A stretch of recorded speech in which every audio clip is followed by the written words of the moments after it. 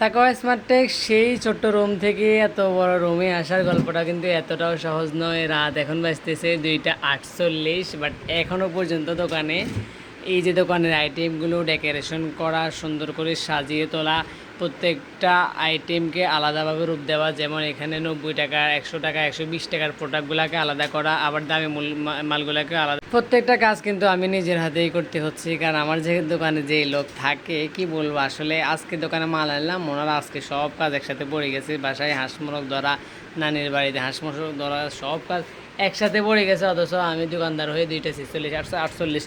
আসলে মূল কথাটা হচ্ছে ব্যবসাটার উদ্দেশ্য আমার, নিজের ব্যবসার স্বপ্ন, নেশা সব কিছুই আমার। সো এখানে অন্য কারো বিষয়টা আমার ম্যাটার করা যায় না, বা ম্যাটার করে লাভ হবে না। সো আমি মনে করি আলহামদুলিল্লাহ, আমি যতটুকু সেবা আমার ব্যবসার জন্য দিচ্ছি, সময় যতটুকু দিচ্ছি, বাসায় ওয়াইফ অপেক্ষা করতেছে, বাট তার দিয়ে কোনো প্রায়োরিটি না দিয়ে আমি আমার বিজনেস নিয়ে অনেক দূরে এগিয়ে যাচ্ছি। অনেকবার ঠিক আছে, মাঝে মধ্যে রাগ করে, কিছু করার নাই, ব্যবসার খাতিলে উনি স্যাক্রিফাইস করতেই হয়।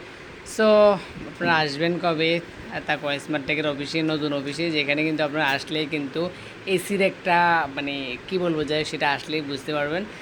এখানে আমাদের নতুন গ্লাস লাগানো হয়েছে, যেখানে আপনারা আমাকে হয়তো একটু দেখতে পাইতেছেন।